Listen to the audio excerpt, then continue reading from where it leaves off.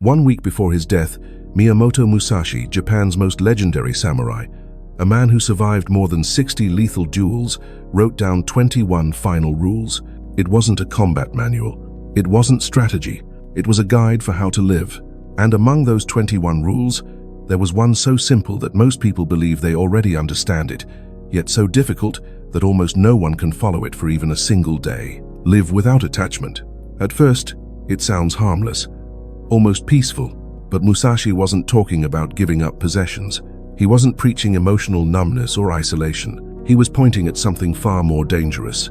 Attachment to people. Attachment to approval. Attachment to the version of yourself that exists only because others accept it. This kind of attachment doesn't destroy you suddenly. It drains you slowly, quietly, until one day you realize you've been living a life that isn't yours. This is the story of Aiden. He was 23 years old, not lazy, not irresponsible, just trapped. Trapped by friendships that looked harmless but consumed his future. Trapped by the constant need to show up, to reply, to please. Trapped by the fear of being judged, replaced, or forgotten. And everything began to change on an ordinary afternoon, inside a silent public library, when a forgotten book, small, worn, and unassuming, placed Musashi's hardest rule directly into his hands. Aiden's life looked normal from the outside. He had a job, he paid his bills, he showed up when people called, but beneath that routine, something was quietly suffocating him. He came from a simple family, a father who worked in a factory, a mother who spent her days selling, standing on her feet, doing her best. Honest people, hardworking people, and Aiden knew something they never said out loud. One day, they would grow old, bills would pile up, health would weaken, dignity would become fragile. He wanted to build something better for them, a future without fear. Yet every day, he felt completely frozen. He woke up early and went to work, an administrative job that paid just enough to survive, but led nowhere. After work, his phone never stayed silent. Let's grab a drink. Come over, we're watching the game. We're going out tonight. You in? And Aiden always said yes, not because he wanted to, but because he was terrified of disappointing people, terrified of being the one who stopped showing up, terrified of becoming irrelevant. His friends fell into two groups.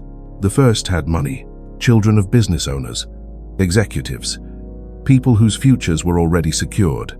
They traveled, they spent freely, they lived without thinking about tomorrow. Aiden tried to keep up.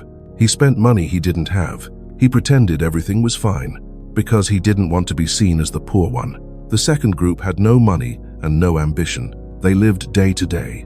Work, get paid, spend, repeat. Relax, they told him. Life is short. Why stress so much? And again, Aiden agreed. Not because it felt right, but because he was afraid of being judged, afraid of being different, afraid of being alone. He replied to every message, accepted every invitation, showed up everywhere. And when there was finally time to focus, to read, to study, to plan something meaningful, his mind was empty, not from work, but from the exhaustion of trying to please everyone. That was the prison. No bars, no locks, just invisible expectations and his fear of breaking them.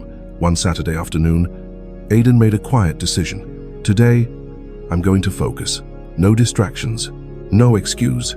He grabbed his laptop and walked to the public library near his home. It was calm, silent, the kind of place where time seemed to slow down, exactly what he needed. He opened an online course he had bought months earlier, a course he had already started 3 times and never finished. There was always something more urgent, someone who needed him, somewhere he had to be. Today was supposed to be different. 10 minutes passed. Aiden reached for his phone. Just a quick look. Instagram, TikTok, YouTube. 30 minutes disappeared without him noticing. That's when something caught his eye. On the table next to him sat a small black book. The cover was worn, but carefully kept. It looked old, intentional, out of place in a world of screens and noise. Aiden glanced around. No one was there. Someone must have forgotten it. He pulled the book closer. Gold letters were embossed on the cover. Dokudo, the way of walking alone. He had never heard of it. Curious, he opened the first page. Do not cling to excessive desires. Do not depend on others. Do not get attached to anything, not even life. Aiden frowned. This wasn't motivational. It wasn't comforting. It was blunt, cold, almost confrontational. Each sentence landed like a punch, no explanation, no softening. And somehow, every line felt personal. So personal that Aiden didn't notice someone standing beside him. "You found my book?" He startled and looked up. A young Asian woman stood there, holding a cup of coffee, straight black hair, simple glasses, a calm, steady gaze. "Sorry," Aiden said quickly, closing the book. "I thought someone had left it." She smiled slightly. "I did. I went to get coffee and forgot it." He hesitated, then handed it back. "That's a heavy book." She sat down across from him. "It is," she said. Musashi doesn't soften his words. "Musashi?" Aiden asked. Asterisk, asterisk. "Miyamoto Musashi," she replied. "He wrote this a week before he died. 21 rules for how to live." Aiden paused. "And does it actually work?" She smiled again, this time more honestly. "I'm trying." Something in her tone made him believe her. "And why are you reading it?" he asked. She thought for a moment. "Because I was trapped," she said, "by expectations, by approval, by trying to be who others wanted me to be." Aiden felt a chill. That was exactly how he felt. She extended her hand. "My name is Hana." "Aiden." They shook hands, and without realizing it, in that quiet library, with a forgotten book between them, Aiden's life began to shift. Aiden and Hana stayed in the library far longer than either of them expected. They didn't talk loudly. They didn't rush. They talked about the book, about Musashi, about the idea of detachment and why it felt so uncomfortable. "Do you know what he meant when he wrote, 'Do not depend on others'?" Hana asked. Aiden shook his head. "He wasn't telling people to be cold," she said. "He wasn't saying you should have no friends, no love, no relationships." "Then what was he saying?" Aiden asked. She leaned back slightly. "He meant this," she said. "Don't build your identity on other people's approval. Don't let their opinions decide who you are. And don't depend emotionally on anyone to feel complete." Aiden stayed silent. That hit too close. "But how do you even do that?" he finally asked. "It sounds impossible." "You start small," Hana replied. "You stop saying yes to everything. You stop reshaping yourself just to fit in. You start making decisions based on what you want, not what others expect." Aiden frowned. "And what if people leave?" Hana didn't hesitate. "Then they were never your people." The words landed hard. Aiden had always believed that friendship meant always being available, always showing up, always sacrificing, but maybe real connection wasn't built on obligation. Maybe it was built on respect. Hana picked up the book and gently slid it toward him. "Do you want to borrow it?" Aiden looked down at it, surprised. "Are you serious?" "I am," she said. "I think you need it more than I do right now." He took the book carefully, almost reverently. "I'll take good care of it." "I know." Before leaving, Hana wrote her number on a small piece of paper. "If you have questions," she said, "or if you want to talk about the book, call me." Aiden nodded. "Thank you, Hana." She smiled once more and walked out of the library. Aiden stayed seated, staring at the book in his hands. For the first time in years, he wasn't thinking about who needed him, who might be disappointed, or who might disappear. He was thinking about one thing only: what would my life look like if I stopped living in fear of being alone? In the weeks that followed, Aiden didn't just read the book. He studied it. He reread the same lines over and over, writing notes in the margins, pausing after every sentence. Not because the words were complex, but because they were uncomfortable. They demanded action. So Aiden started small. When his phone lit up on a weekday night, "Let's go out. Come over. Just one drink." He did something he had never done before. He said no. No long explanations. No dramatic excuses. No guilt-filled apologies. Just, "I can't tonight." At first, people were confused. "Are you okay? What's wrong with you lately? Are you turning into a boring guy now?" Aiden felt the familiar pressure rising in his chest, the urge to fix it, to explain himself, to make them comfortable again. Then he remembered the book. Do not depend on others. Do not cling to excessive desires. So he took a breath and said, "I'm focusing on other things right now." Some people understood. Others slowly stopped calling, and something unexpected happened. Aiden felt relief.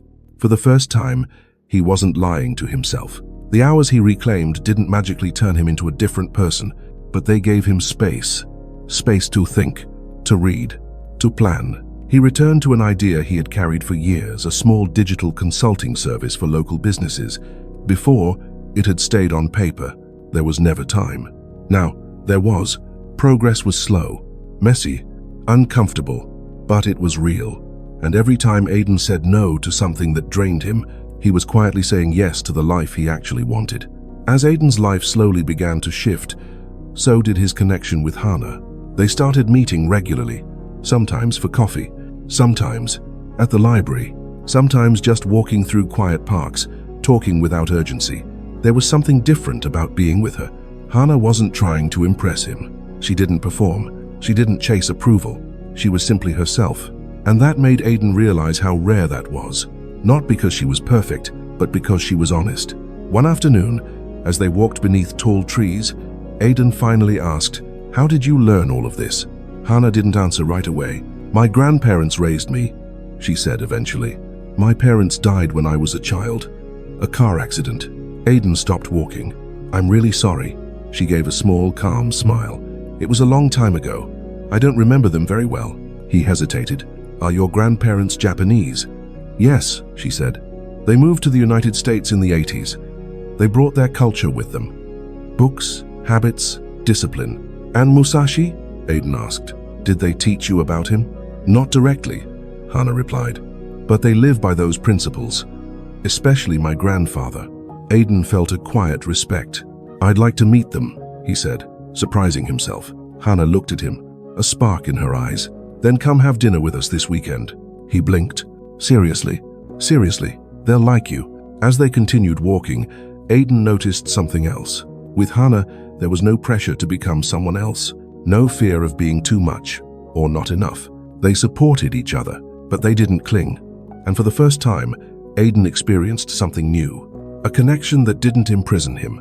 Saturday night arrived faster than Aiden expected. He felt nervous in a way he hadn't felt in years, not anxious, but aware.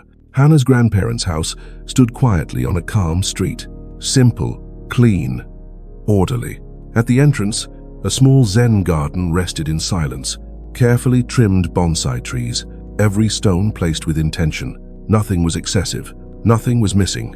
Hannah opened the door and called out, "Oji-san, Oba-san, I'm home." An elderly couple appeared.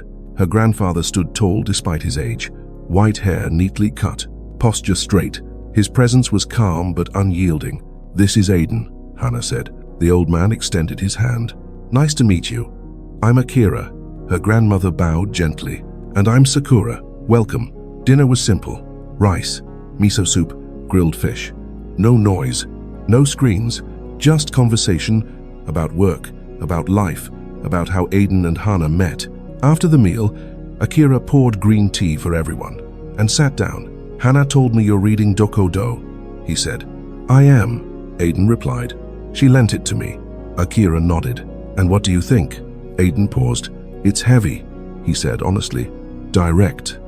And frightening." "Frightening?" Akira asked. "Yes, especially the part about not depending on others. How can anyone live like that?" Akira smiled. "You're asking the wrong question." Aiden frowned. "The question isn't, how does someone live like this?" Akira continued. "The question is, how does someone live without it?" Sakura spoke softly. "How many decisions do you make each day thinking about what others will think?" Aiden didn't answer. He already knew. "Musashi wasn't telling you to abandon people," Akira said. "He was saying don't let people abandon you." Aiden leaned forward. "When you live to please others," Akira continued, "you lose yourself. You become a filtered version. Acceptable, safe, but fake. And then tell me," he asked gently, "who do people really love you? Or the version you created?"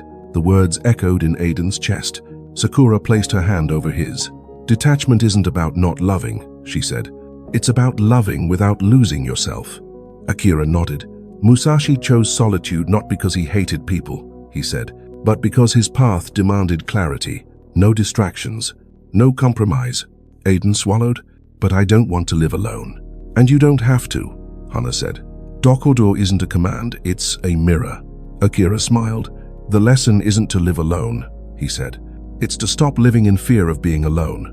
Because when you fear loneliness, you accept any company, and that slowly destroys you." Aiden felt a tightness in his throat. For the first time, he understood. Before Aiden left that night, Akira spoke once more. "There is a line in Dokudo," he said calmly, "that most people misunderstand. Do not try to have everything." Akira looked at Aiden. "We live in a culture that teaches the opposite," he continued.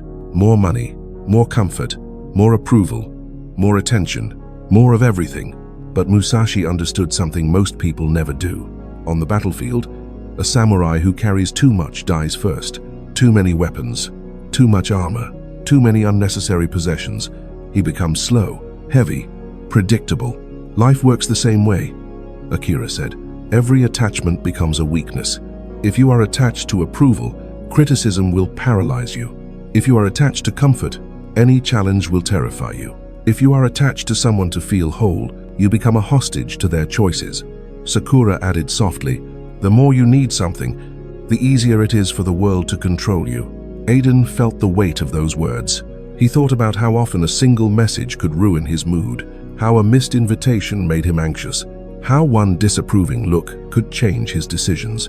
That was the cost. Not money, not effort, freedom. Akira leaned forward. "That is why Musashi wrote, 'Do not get attached to anything, not even life.' Not because he didn't value life," he said, "but because when you are no longer afraid to lose, you cannot be manipulated." Aiden understood now. Detachment wasn't emptiness. It was armor. The fewer chains you carry, the harder you are to control. That night, as Aiden walked home, the world felt different. Nothing had changed on the outside, but inside, something had loosened. For the first time, he wasn't asking, "How do I keep everyone?" He was asking something else. "What am I willing to let go of?" To finally be free. Change didn't arrive with noise or celebration. It arrived quietly.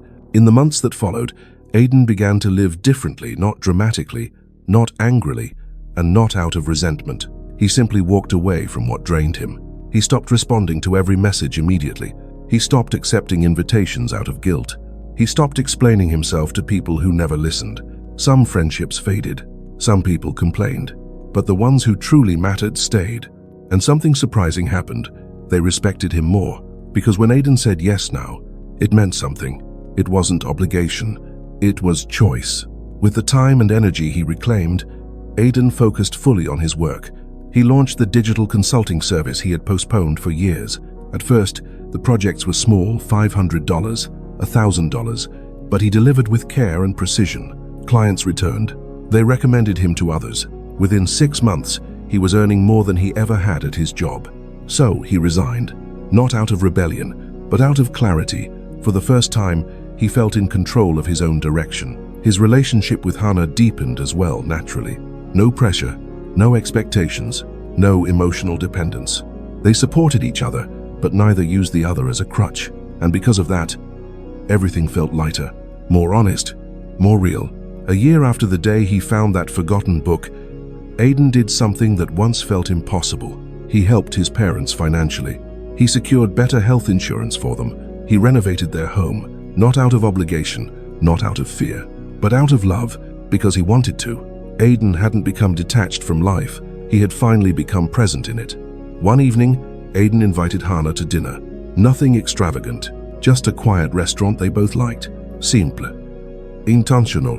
Afterward, they walked through the nearby park, the same place where so many of their conversations had unfolded without pressure or expectation. Halfway down the path, Aiden stopped. He looked at her for a long moment. "Hana," he said softly, "you changed my life." She smiled and shook her head. "No," she replied, "you changed your life. I only lent you a book." Aiden took a breath, then reached into his pocket and knelt down. He opened a small box. "Marry me." Hana froze, then laughed through tears. "Seriously?" "Seriously," he said, "but not because I need you, not because I'm incomplete without you." He looked up at her. "I choose you. Every day, and I want to keep choosing you." Hana covered her mouth, overwhelmed. "Yes," she said, 1,000 times yes.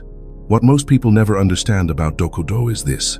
Musashi wrote it knowing he was about to die, and he was at peace, not because he had nothing, but because he had no regrets.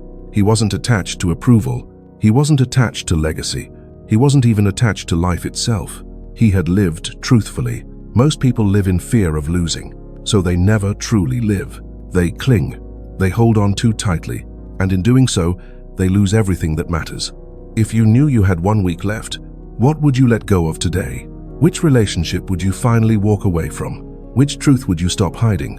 Which life would you stop postponing? Because deep down, you already know. Attachment keeps people stuck to comfort, to approval, to safety, and then life passes. Aiden married Hana 2 years later. The ceremony was simple: family, close friends. Akira and Sakura sat in the front row, smiling. During his vows, Aiden said something that left the room silent. "I promise to love you," he said, "but I don't promise to complete you. I don't need you to be whole and you don't need me. We choose each other, and that choice is stronger than any need." Some found it strange. Others understood immediately. That was real love. Love without chains.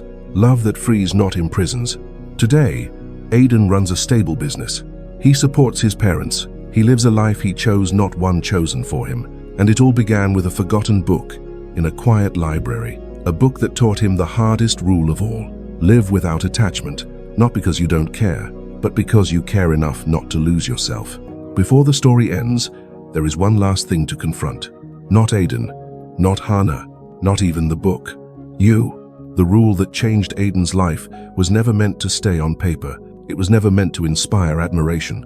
It was meant to expose something uncomfortable, because attachment doesn't announce itself loudly. It hides behind responsibility, behind kindness, behind loyalty, behind the desire to be a good person, and slowly, it turns into a cage. So here is the question, the same one hidden inside Dokudo. What are you clinging to? Whose approval are you still chasing? Which relationship are you afraid to walk away from? What version of yourself are you protecting, even though it's not who you really are? Most people already know the answers. They've always known, but attachment keeps them from acting. Attachment to security, attachment to comfort, attachment to not being alone. And then time passes, life passes, and what's left isn't peace, it's regret. Aiden didn't escape life. He didn't abandon love. He didn't reject people. He stopped living in fear, and that made all the difference. So if this story made something click inside you, if it named a feeling you've been avoiding, if it felt uncomfortably familiar, write in the comments, "I'm ready to let go," because the first step toward freedom is admitting that you're stuck. Thank you for staying until the end. Reflect on what you've heard, and when you're ready, I'll see you in the next video.